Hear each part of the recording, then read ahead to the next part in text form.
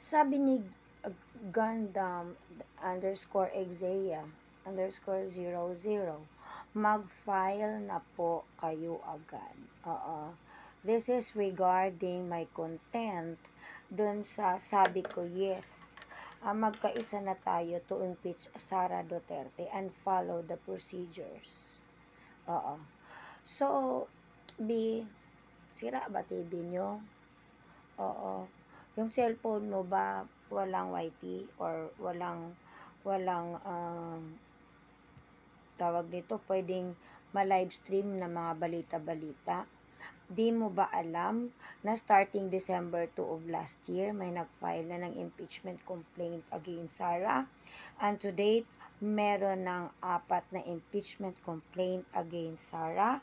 Now, what's the process of these impeachment proceedings? Okay? So, yung mga complaints na naipasa ng iba't ibang sektor at iba't ibang mga complainants, ito po ay pag-isahin.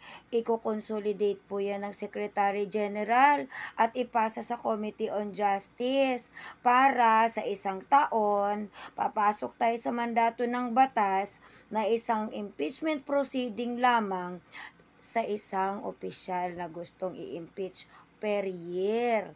So, i-consolidate yan, no? Pag na-consolidate, magiging isa lang yan. Oo, yung 4 na yon, okay?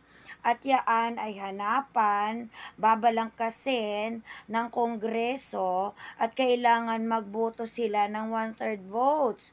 Ilan ba ang 1/3 votes? 103 kakongresista. Oo. Di mo ba alam na nag-file na?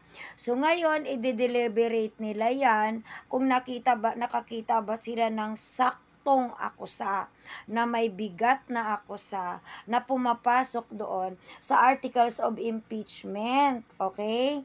At kung meron na yan, na-convene na sila at pumirma na yung 103. 1/3 votes of the Congress, ipapasa na nila yan sa Senado. And then itong Senado, magiging hukuman na ito. At ang mga senador, magiging senator judges na. Ngayon, titingnan nila na yung isinumiting tawag nito, report, or isinumite ng Kongreso ay may kabuluhan ba, magde-deliberate sila at papupuntahin ngayon yung nasasakdal.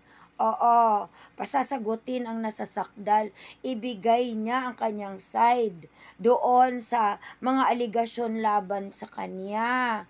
Oo, kaya kung marinig mo, nag-ipresenta na nga si Duterte, tatay niya, na isa siya sa magiging abogado ng anak niyang si Sara.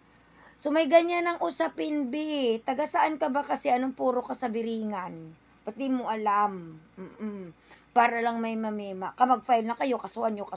Yan ang mga na-script ninyo ng mga DDS, diba? So ngayon, na-deliberate na yung mga ipinasa ng Kongreso. Magiging huwes na ang mga senador na kailangan ng 2/3 votes para sa Senado. Ilan ba ang 2/3 votes? 24 ang Senado minus 1 dahil wala na si Angara. Pero kailangan pa din nila ng 16 na boto para ma-impeach si Sara. Okay? Yun na. Hindi saling ko Supreme Court dito, ha. Kasi ang magiging korte ng impeachment proceedings ay ang Senado. Again, pinapaalam ko sa iyo, Bibi Love, meron nang na-file na impeachment complaint. I-restart mo cellphone mo. Baka nag-hang. Anuhin kita, no?